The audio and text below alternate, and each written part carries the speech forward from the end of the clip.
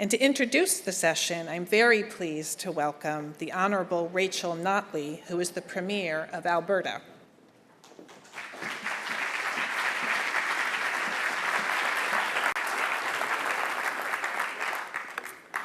Well, thank you very much. And let me just say it is an honor to be here today to kick off this conversation and to just share a little bit of the province of Alberta's journey to climate leadership with you today. And let me just say that it's a story that I'm very proud to tell because I believe it showcases the leadership, the innovation, and the courage that make our province of Alberta a great place to live, to work, and to do business. So I believe our province provides a clear example of the choices that energy producers can make to reduce emissions while continuing to foster a sustainable and responsible economy. The world will continue to need energy, but nations around the world are increasingly looking for lower carbon sources of energy. In order to build a sustainable, viable, diversified economy, we cannot look at energy and environmental policy in isolation of one another. Energy and environmental policy must work in the same direction towards the same goals. As energy producers, we share a responsibility then to lead when it comes to reducing emissions, fostering innovative technologies, and diversifying our future economies. And so today I'll share how Alberta, as a leading energy producer, is taking action to fulfill that responsibility. So we developed our climate leadership plan with Albertans, business leaders, economists, environmental organizations, Indigenous people, and municipalities. There was a time when it would have been hard to imagine oil sands executives standing shoulder to shoulder with a progressive government and environmental groups in support of a climate change plan. But that's exactly what happened in Alberta in November of 2015. Together, we developed one of the most comprehensive and effective environmental policies in all of North America, and one of the strongest climate change plans of any energy producer anywhere. So here's what we've done. First, we've put a price on carbon, an economy-wide price that will reach $30 per ton of carbon dioxide in 2018. A carbon price provides an incentive for everyone, industry and individuals alike, to reduce their greenhouse gas emissions, and is widely acknowledged by experts from the World Bank to the OECD to be one of the most economically efficient and effective ways to reduce emissions. We also legislated that all the revenue raised by pricing carbon will be reinvested back into the Alberta's economy to further address climate change.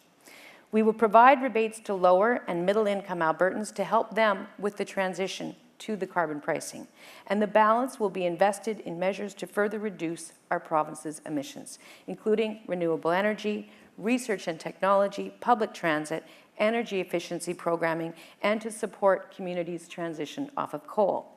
This investment will double down on further emissions reductions. In effect, the carbon we price today will help ensure there will be fewer emissions tomorrow. Our plan also places a limit on greenhouse gas emissions from the oil sands at 100 megatons per year. Continued economic growth is important, but it is equally important that growth does not come with unconstrained emissions. Alberta is now one of the only oil jurisdictions in the world that will have a legislated limit on emissions from oil production. This emissions limit will drive innovation to enable the oil sands sector to produce the energy that fuels our economy while reducing per barrel greenhouse gas emissions. So long as the world needs oil, Alberta will have among the most carbon competitive oil in the world. Our plan also includes a commitment to reduce methane emissions by 45% from 2014 levels by 2025. We were extremely pleased to see Alberta's methane policy echoed in the US-Canada joint statement on climate, energy, and Arctic leadership, which was signed when President Obama hosted Prime Minister Trudeau at a state dinner earlier this year. Our province is proud to be leading the way in innovative and effective climate change solutions, and we hope to see more aspects of our plan adopted by other jurisdictions in the months and years to come. But our plan is not just about oil and gas. It's about everything we can do to reduce our emissions from our largest industries to our everyday lives. And that's why we've also taken steps to phase out coal-fired electricity emissions completely in the next 14 years. By 2030, 30% of electricity used in Alberta will come from renewable sources. Cleaner burning natural gas will also help the transition away from coal in the forms of cogeneration and high-efficiency generation that can help to balance a growing renewable sector. And I want to underline what a significant step this is. Alberta currently produces more coal-based emissions than the rest of Canada combined, and proportionally is more reliant on coal for its electricity than the United States. In less than 15 years, that will all change. The steps we are taking will eliminate all coal-sourced emissions, ensuring cleaner air and building our renewable energy economy, as well as contributing to Canada's emissions reductions goals. We're also investing in energy efficiency. We have legislated for the first time in the history of our province an agency dedicated to finding and delivering energy efficiency, as well as small and community-scale renewable projects. The agency will empower action by individual citizens, small businesses, and communities, and support the implementation of community energy plans.